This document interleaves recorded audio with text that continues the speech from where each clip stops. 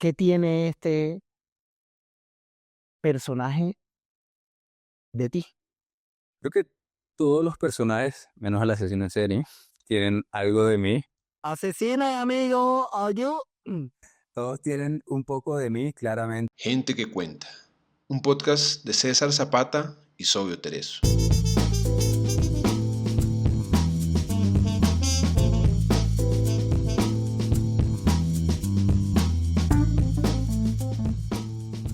Gente que cuenta es un espacio para leer autores latinoamericanos emergentes. Gente que puede que no esté en tu radar, pero tiene algo bueno que contar. Pequeños autores, grandes obras. Buenos días, buenas tardes, buenas noches a todos. Cuando sea que estén viendo esta entrevista, bienvenidos a un espacio para entrevistar a autores y a autoras latinoamericanas en Gente que Cuenta. El día de hoy, la noche de hoy, la tarde de hoy, tenemos a José Arcadia López. Hola José, ¿cómo vas? ¿Qué más obvio? ¿Cómo andamos? ¿Qué anda la fanaticada por allá atrás de las cámaras? ¿Cómo andamos todos? Todo bien, todo en orden. Esperamos que ustedes también estén muy bien. Y hoy venimos a hablar de la primera novela que lanzaste, José, que se llama El monstruo de los manglares. Y me gustaría empezar preguntando acerca de el nombre. ¿Por qué decidiste? Bueno, o sea, cuéntanos de dónde viene la historia. ¿Por qué decidiste crear este libro? Ahora, y voy a contar la historia bien un poco desde mi época universitaria. Yo estudié cine y televisión, ¿no? Entonces, desde mi época universitaria, eh, uno de los trabajos finales de la universidad era crear un guión de largometraje. Yo en esa época hice también un guión de género negro. Pero digamos que el asesino de que estaba escribiendo en ese momento era inventado, pero claramente para coger referencia me puse a investigar asesinos en serie colombianos. Pero digamos que desde ahí conocí a Daniel Camargo Barbosa, que digamos que es como el asesino en serie de la novela, y me quedó eso ahí, rondando ahí, 2017, será 2018, hasta que yo digo, no joda, quiero que esta vez hacer una novela, una historia basada en un asesino en serie de la vida real que haya nacido en Colombia. Digamos como que de ahí viene el tema. ¿Por qué el nombre del monstruo de los manglares? Porque Daniel Camargo Barbosa, el sobrenombre que le pusieron eh, en la vida real fue el monstruo de los manglares, o aquí en Bogotá es más conocido como el sádico del charquito. Digamos como que de ahí viene un poquito ahí la cronología de la vaina. A mí me parece poderoso utilizar el alias o el sobrenombre de el asesino. Me parece que es un nombre potente que tú dices, hey, el monstruo de los manglares, y te lleva como una vez que te ahondas más en el libro a decir, uy, pero es que había alguien que en verdad le llamaban así, y eso me parece muy buen cabezazo de tu parte. Así no, o sea, la vacila, ¿para qué? Pero sí, yo también lo pensé como en el nombre, había pensado en otras cosas, pero dije como que no. El sobrenombre de Daniel Camargo Barbosa, el monstruo de los manglares, chévere ponerle el nombre de la novela. Quizás alguien, seguramente mucha gente los conozca y diga como que no joda, ¿será que este es de Daniel Camargo, el monstruo de los manglares de la vida real? Lee y se va encontrando como con cosas que de verdad pasaron en la vida real, ¿no? Como que yo voy tirando daticos, voy tirando cositas ahí de lo que en realidad ocurrió. Sí, bueno, ¿y por qué esta fascinación por escribir por un asesino en serie? O sea, como por qué el género de novela negra, por qué policíaco y no escribir otra cosa. Ya, yo pienso que si se puede llamar problemática del asesino en serie en Colombia es algo muy, muy grande, más de lo que creo que nos imaginamos todos.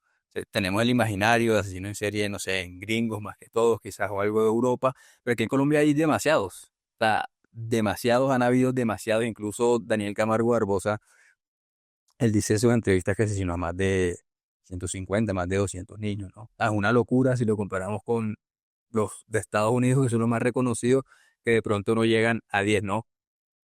Estoy como cosificando a las víctimas, pero digamos que es como un poco el concepto. Entonces, y en un país tan violento como Colombia, que tenemos guerrilla, paramilitares y todo ese conflicto armado que tenemos, puede confundirse mucho las desapariciones, además porque esta gente es muy inteligente, ¿no? Ellos van a veredas apartadas de muy escasos recursos desaparecen a niños y fácilmente pueden pasar como desaparecidos por la guerrilla o por el paramilitarismo, ¿sabes? Y se queda ahí. Digamos, como no son tan llamativos para la prensa, se quedan ahí y ellos pueden seguir y seguir y seguir y seguir hasta que se termina volviendo una bola de nieve en que dicen como que no va.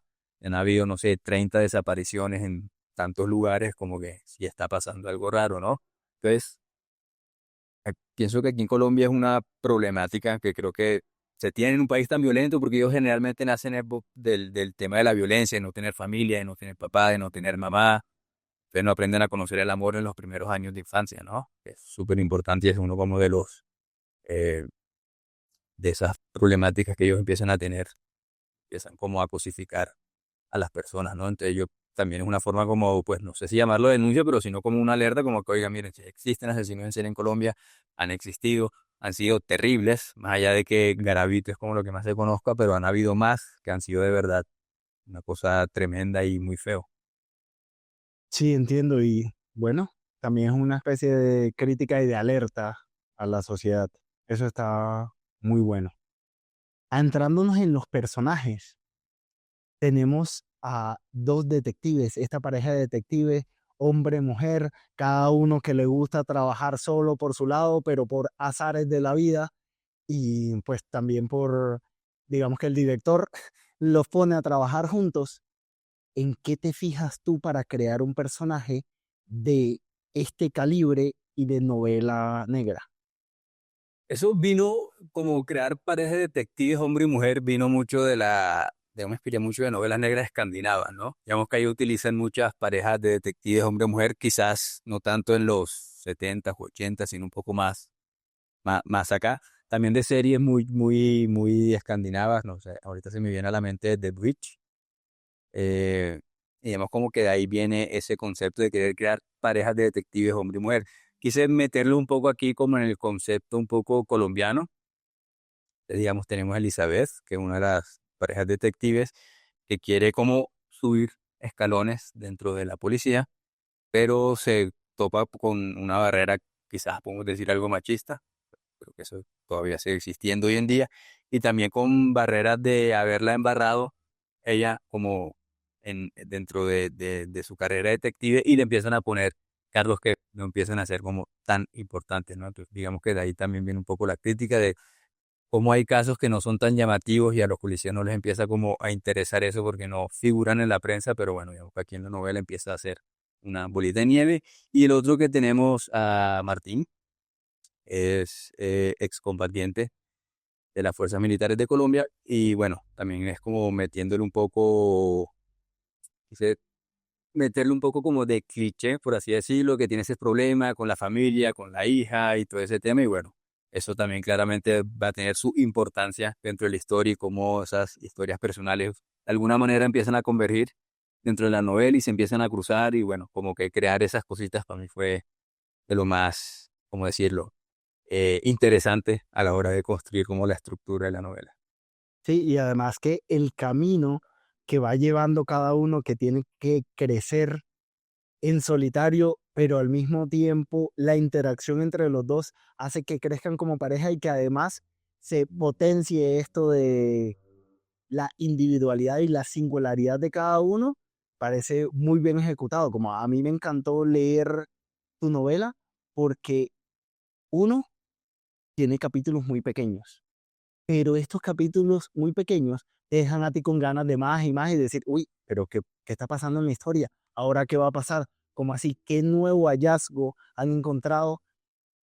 Y dentro de esto hay personajes secundarios también, como este periodista, Oscar Escalante. Óscar Escalante, que al parecer es un periodista que no es tan bueno siguiendo a personas, excelente borracho, eso sí, pero también buen periodista. Entonces, este personaje, que es un personaje secundario, ¿cómo sale? O sea, ¿cómo se te ocurre? Claro, es que en el tema de las novelas negras colombianas o latinoamericanas generalmente no existe tanto la figura del detective policial, por así decirlo, sino que juegan mucho más que todo con el periodismo. Recuerdo mucho en las novelas de Santiago Gamboa, por ejemplo, perdón, es cuestión de métodos, si bien hay policías, pero digamos que están como los periodistas o de Será Larga la Noche, que también están los periodistas, ¿no? Entonces quise también como decir, bueno, eh, si es latinoamericana y es colombiana, entonces también metamos un protagonista que sea como periodista, como para ver también el punto de vista que me puede dar y que me puede dar este personaje como para la novela, ¿no? Me gustó mucho jugar con ese tema de un periodista que se siente un poco como, no en negación con su vida, pero sí como frustrado como con su vida profesional, ¿sabes? Y como a raíz de encontrarse este caso, empieza como a tener dilemas éticos sobre si doy información, no doy información, me la juego por mí, no me la juego por mí, que yo creo que son al final son sentimientos que hemos sentido todos en algún momento de la vida, pues dilemas de si fue egoísta o no estoy siendo egoísta con situaciones que me pueden a mí escalar a nivel profesional, ¿no?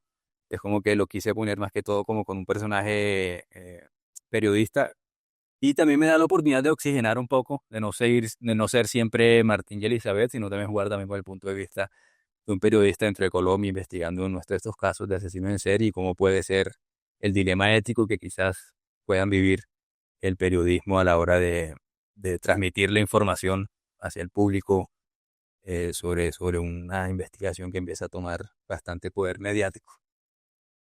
Con respecto a lo que acabas de mencionar, de que él va a escalar o que él quiere escalar dentro de su profesión porque se siente frustrado, ¿es tal vez una profecía esto de que le hayas puesto como apellido Escalante o No, no, pasó así, digamos que no se me ocurrió en el momento, no se te... no se me ocurrió en el momento. Generalmente mis nombres es muy chistoso porque yo soy malo nombrando personajes de todo. Entonces yo generalmente lo que hago es poner Facebook, pongo la K, me sale un amigo de letra, no sé, Camilo con K, por Facebook así, y Sí. pongo como amigos, tan, tan, tan, tan, tan.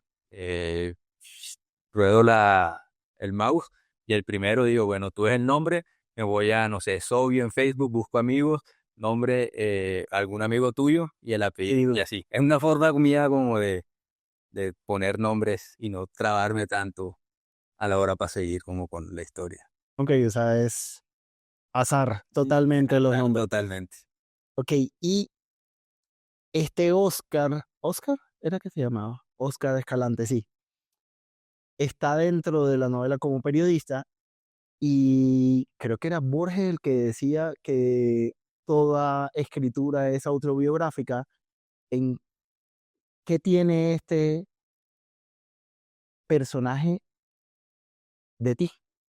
Creo que todos los personajes, menos el asesino en serie, tienen algo de mí. Asesina, amigo, yo. Todos tienen un poco de mí, claramente. Y lo que más traté de bueno, ahora que estamos hablando de Oscar, pues un tema es como de la frustración laboral, ¿sabes? Porque yo creo que todos en algún momento hemos sentido ese tema como de frustrarnos laboralmente. Digamos, yo en este caso, en el momento en que estaba escribiendo, me estaba sintiendo un poco frustrado en mi vida como escritor, ¿sabes? Como que había escrito cosas que no se habían publicado, uno claramente se lanza cuentos, no se publican, entonces es como que uno siente que se le va la vida, ¿no? Más allá de que uno tenga 31 años, tenía 28, 29 al momento que estaba escribiendo, pero bueno, tú sabes que uno empieza a compararse con otras personas, entonces como que uno dice, qué duro, que la frustración, ¿no? Entonces como que, digamos que viene un poco de ahí, todos tienen un poquito como de mí claramente, y de cosas que uno escucha y de otras personas, y de personajes, de películas, series, etcétera, pero yo pienso que al final todo personaje que uno crea tiene como cositas de uno que le va metiendo ahí al personaje como para darle más dimensión. Y fuera de la creación del personaje, el entorno, es decir, que es la costa y que es la costa atlántica de este país, siempre terminas ubicando muy bien y describiendo cierta parte del paisaje y del contexto, qué tan importante es para ti y terminas jugando o no como un personaje más donde lo sitúas. No, yo sí quería que la costa Caribe fuera un personaje más, o sea, que se sintiera el calor, los mosquitos, el atardecer, todo, ¿sabes? Como yo quería sentir eso. En novela negra uno generalmente está un poco acostumbrado al ambiente, ¿cómo decirlo?, lluvioso, como Invernal. invernal, exacto, como ciudad gótica, que llueve, eh, edificios altos. Yo quería hacer una novela que se sintiera negra de donde yo soy, que yo soy del Caribe, de Santa Marta, me conocí toda esa zona, Fundación, Ciénaga. Entonces yo quería hacer que la novela diera calor, ¿sabes? Quería hacer una investigación policial dentro del Caribe colombiano. Ya, porque soy de allá y tampoco he leído más allá de Gabriel García Márquez y otras personas, pero pues también como chévere uno siendo Samario y la vaina poder hacer que la ciudad también sea como un protagonista dentro de la historia, ¿sabes? Y se siente en demasía esto porque cuando hablas de la estación de policía, la descripción que haces cuando caminan ellos, cuando van en alguna parte de Ciénaga y hablas, no sé, de los diferentes parques en donde están haciendo operativos, digo como se siente la bifurcación en las calles, uno dice, ah, mira, sí, efectivamente, estás en Ciénaga, ah, no, mira, ya cambió a Santa Marta, entonces está en la estación de policía y hay una inmersión para uno como lector de esta obra y eso me parece que le suma, porque yo tampoco había leído novela negra que no fuera un contexto en donde se desarrolla bastante lúgubre, plomizo y muy lleno de invierno, bien sea invierno de acá, que es solo lluvia y la melancolía, o invierno en verdad de allá, pero todo es como más sombrío. En cambio acá está el sol a plena luz del día que no se puede hacer otra cosa con él por el contexto en el que lo estás involucrando. Está muy bien logrado. No, bien, me alegra que se haya logrado y que te haya gustado y que haya sentido como el calor dentro de la novela. Sí, muy, muy importante. Ahora, pasando a el proceso creativo, es una pregunta que siempre estoy haciendo y que siempre voy a hacer. ¿Es escribir solo un oficio? Yo creo que escribir es mucha disciplina y mucha constancia. Y sí, yo creo que también tiene que ver ahí con el oficio, pero yo pienso que si uno de verdad quiere dedicarse a esto y a escribir y sacar, uno tiene que tener disciplina romana, como la digo yo. Pues, por lo menos en mi, o sea, te hablo de mí. Yo cuando escribía la novela, yo escribía mínimo 1000 palabras al día, en el tiempo en el que podía escribir.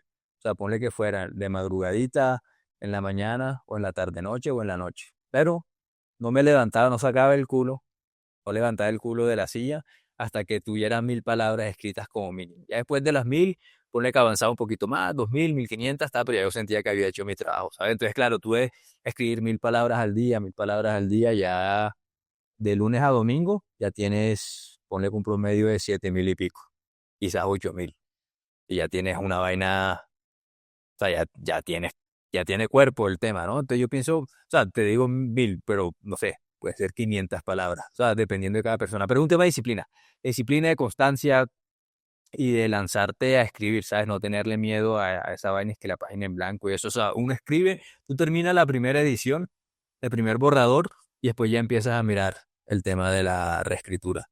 Pero lo que yo recomiendo es que vomiten todo lo que se tenga en ese primer borrador. Es un tema de disciplina romana, De disciplina romana. el tema de la escritura.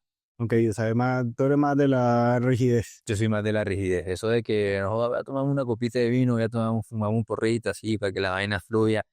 Pura paja. Esa vaina no existe. Esa vaina te la vendieron en Hollywood. Sí, Es disciplina.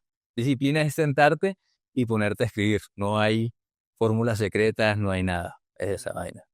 y ahora hablando de escribir, de la disciplina y de Hollywood, dado que lo metiste, ¿cómo influye para ti el ser cineasta al momento de escribir una novela? No, un montón, un montón. Yo soy mucho de estructura, ¿sabes? Yo necesito tener la estructura en mi cabeza y tengo que tener la estructura escrita de los 3 actos clásicos, por decirlo, los 5 actos, si les gusta el teatro, a la hora de escribir una novela. Y si te das cuenta, como tú dijiste, la novela está por capítulos cortos, está dividido para mí, en mi concepto, en mi cabeza, en escenas.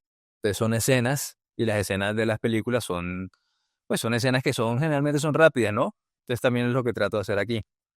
Trato de escribir en escenas y de escena en escena voy construyendo la narración, ¿no?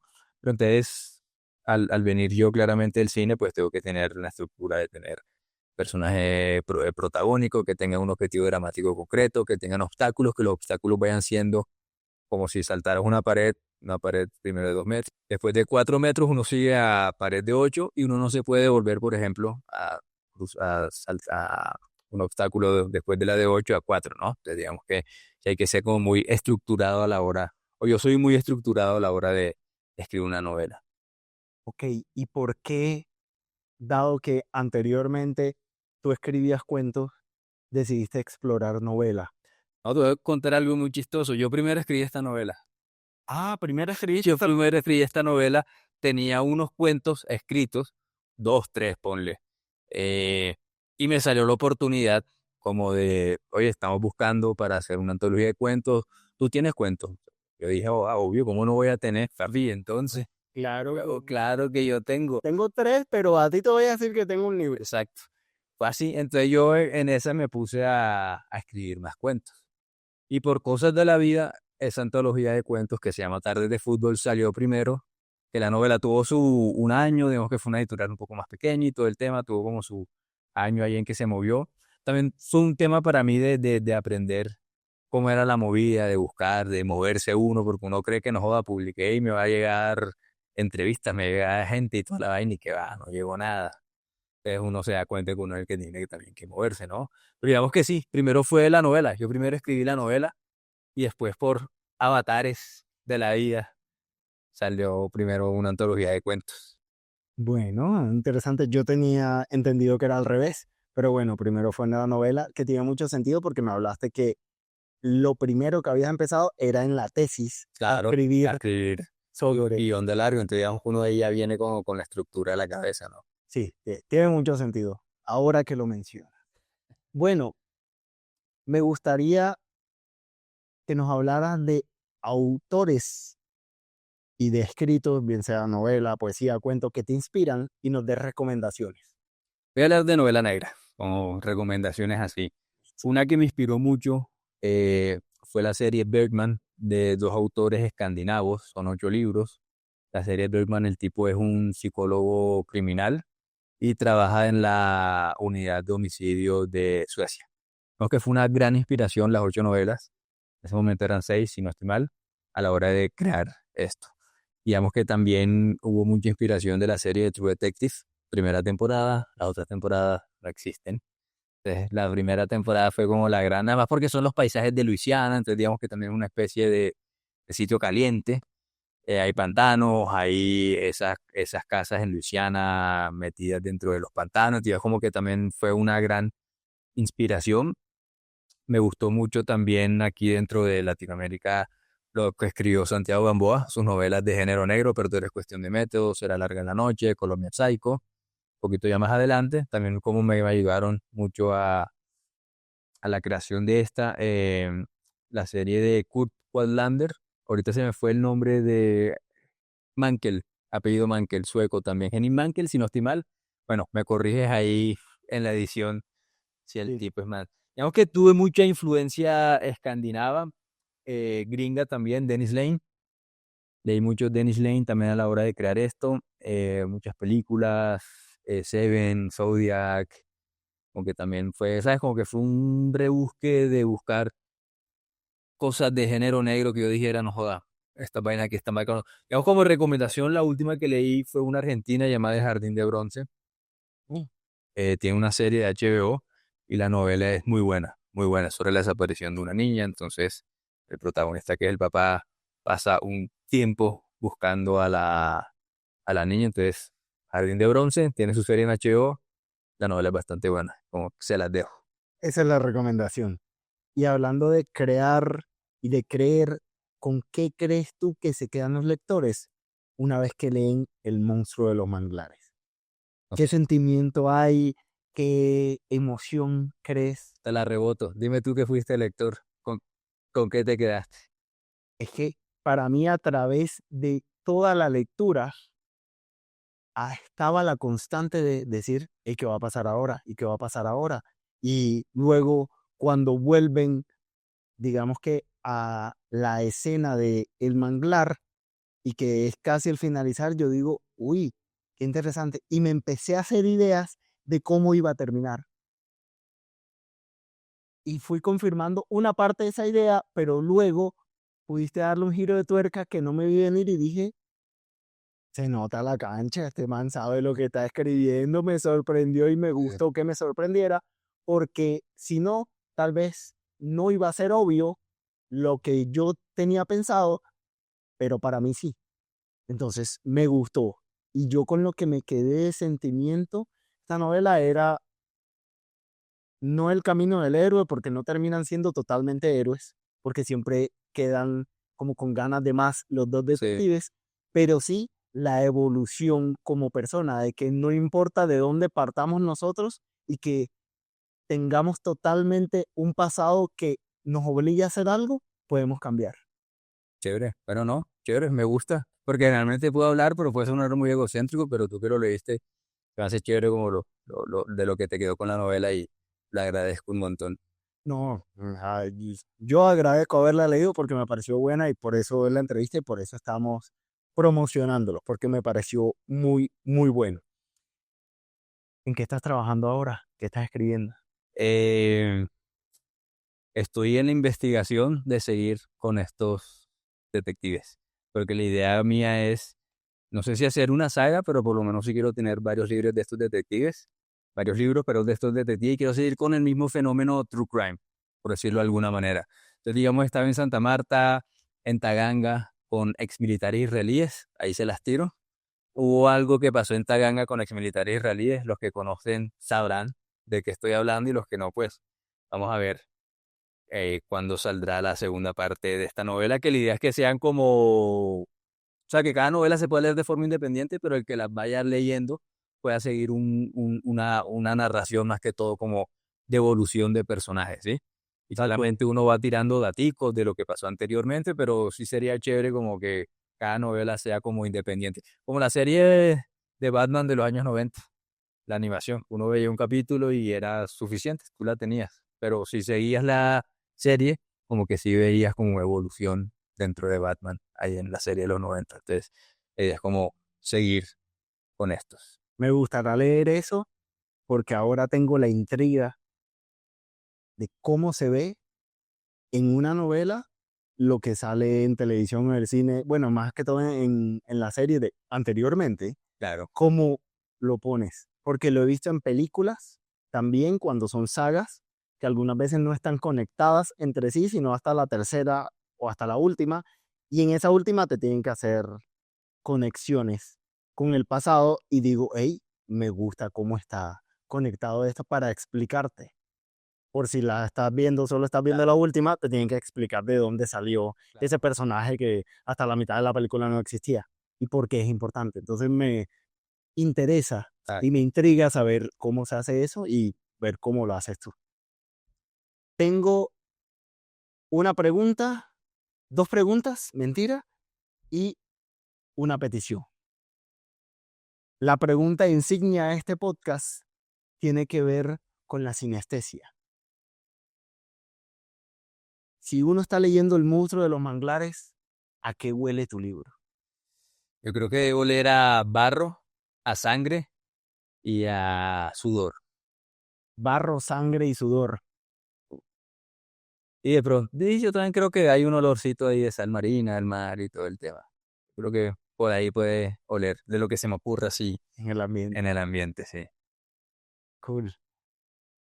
La última pregunta es, dado que Gente que Cuenta es un podcast de autores latinoamericanos, ¿dónde se puede conseguir este libro en Colombia y en Latinoamérica? En Latinoamérica lo pueden comprar en Buscalibre, o sea que Buscalibre te lleva a varios lugares de Latinoamérica. Y aquí en Bogotá pueden conseguirlo en Tornamesa, Wilborada, eh, Tornamesa, Wilborada. Sé que hay más librerías, ahorita no se me viene a la cabeza, pero pueden buscar en librerías y seguramente lo van a encontrar. Y bueno, Buscalibre hoy en día es como lo más universal y siempre están de promoción, entonces como siempre recomiendo Buscalibre para que lo compres. Súper, José.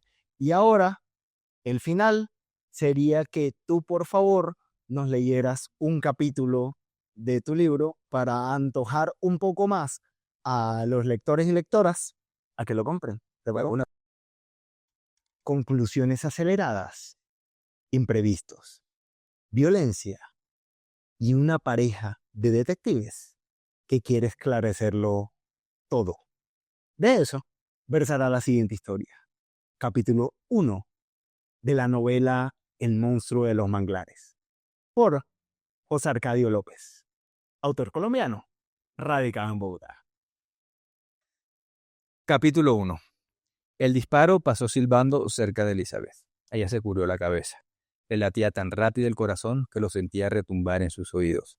Temblorosa, sujetaba su Sig Sauer con las 2 manos. Años de práctica y no puedo disparar para defenderme, pensó con impotencia. ¿Estás bien?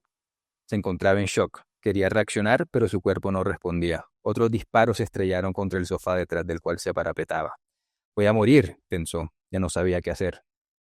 Una mano le sacudió el hombro. ¿Estás bien? Volvió a escuchar que le preguntaban. Sí, logró responder. Bien, tengo un plan para salir de esta. No pierdas los nervios, le dijo Martín. Elizabeth asintió y respiró profundamente, tratando de serenarse. Ver el temple y la tranquilidad con que su compañero se comportaba lo hizo relajarse un poco y evaluar su situación. Los 2 detectives de la Policía de Colombia habían estado investigando un atraco ocurrido en el corregimiento de Bonda, cerca de la ciudad de Santa Marta, donde el cajero de una farmacia había resultado muerto. Según algunos testigos, el principal sospechoso era Jesús Guilombo, un conocido drogadicto de la zona y familiar del líder de la Guerra Samaria Norte, la barra brava del equipo de la ciudad, el Unión Magdalena. Elizabeth Suárez y Martín Arciniegas llegaron hasta la guarida de Jesús, una vivienda sencilla con la pintura de la fachada desgastada y una puerta de madera carcomida. Adentro, una cocina con todos los trastes amontonados y sucios, las paredes cubiertas de manchones verdosos y un olor a almuerzo viejo que hizo que Elizabeth quisiera taparse la nariz. Frente a la cocina había una modesta sala con muebles rotos y afiches de jugadores del Unión Magdalena, fijos a un muro húmedo. Más atrás, luego de atravesar la sala y pasar un portón, se adivinaba un amplio patio, lleno de maleza y grama sin cuidar. Elizabeth alcanzó a ver un palo de mango que crecía cerca de la paredilla que separaba el solar del vecino y, más al fondo, una caseta de zinc a medio construir, con un fogón de leña a la entrada. A Elizabeth le pareció que Jesús se encontraba bastante drogado cuando los hizo pasar a la sala. El hombre había salido al patio, con el pretexto de invitarlos a un tinto que ya estaba preparado antes de que llegara. Mientras esperaba, Elizabeth se distrajo observando por una ventana, ubicado al lado del portón, y que daba al patio, como Jesús parecía buscar algo dentro de la caseta. Después paseó sus ojos por los afiches de futbolista del Unión Magdalena, pegados en la pared. Martín pasó a su lado, dispuesto también a mirar el patio por la ventana. Hay algo de Jesús que no me genera confianza, dijo Martín. Es un drogadicto, no creo que vaya a causar muchos problemas, dijo Elizabeth mientras veía distraídamente los afiches. Sin previo aviso y tomándola totalmente desprevenida, Elizabeth sintió el envión de Martín Arciniegas que la arrojaba al suelo, y una fracción de segundo después escuchó 2 detonaciones de una escopeta y los vidrios quebrándose y cayéndose alrededor. No había salido de su impresión cuando reparó en que Martín la arrastraba hasta detrás de un sofá. Aún así, parapetada, había sentido los perdigones que pasaban cerca de su cabeza. ¿Cuál es el plan?, preguntó Elizabeth. Enseguida volvió a cubrirse la cabeza. Otro disparo destrozó uno de los brazos del mueble. Astillas y plumas se esparcieron en el aire. He visto el arma con el que nos dispara. Es una escopeta de 2 cañones superpuestos, explicó Martín. Con el disparo que acabó de hacer, le queda uno antes de volver a recargar. Yo haré de cebo. Saldré por la puerta y cruzaré el patio hasta cubrirme detrás del palo de mango, disparando siempre mi arma para no dar la oportunidad de que contraataque. Pero antes de cubrirme detrás del palo, dejaré de disparar. Él tendrá ahí su momento y detonará su última carga. Y cuando esté recargando, tendrás la oportunidad para ponerte de pie y abatirlo o hacer que suelte el arma. Isabel lo miró a los ojos y no vio ningún atisbo de duda en el semblante de Martín. ¿Cómo hace para mantenerse tan serio en una situación como en la que estamos?, pensó. ¿Puedes hacerlo?, le preguntó Martín. Sí. Bien, prepárate. ¿Prepararme? ¿Y cómo se supone que me tengo que preparar para algo así? ¡Ya!, gritó Martín. Martín se puso de pie y salió corriendo. Disparaba su arma hacia la caseta donde se ocultaba Jesús. Cruzó el portón y, estando ya en el patio, en un espacio más abierto, aceleró todavía más. Elizabeth asomó su rostro, esperando el momento de actuar. Martín se encontraba a poca distancia del palo de mango, siempre disparando su Sig Sauer, pero estando próximo a llegar, dejó de tirotear. Jesús se asomó justo en ese momento por uno de los laterales de la caseta, listo para abrir fuego. Le van a dar, pensó horrorizada Elizabeth al ver cómo Jesús tenía en la mira a Martín. Los perdigones quemaron la grama del patio. Martín había saltado un segundo antes y logró agazaparse detrás del palo de mango. No parecía que Jesús tuviera buena puntería. Elizabeth supo que iba a recargar su escopeta para atacar de nuevo. Era su momento. Se puso de pie y dio unos pasos hasta salir al patio. «Suelta el arma», gritó al tiempo que apuntaba hacia la cabeza de Jesús, pero su voz sonaba con un timbre de duda. Enseguida percibió la mirada de Jesús y pudo ver en sus oscuros ojos una inflexible determinación de acabar con ella. El hombre empezó a meter nuevos cartuchos de perdigones en la escopeta. Tenía ya el arma en el hombro. Elizabeth estaba segura de que, cuando lo tuviera en la mira, el hombre no dudaría en dispararle. Tenía que reaccionar más rápido y apretar el gatillo primero.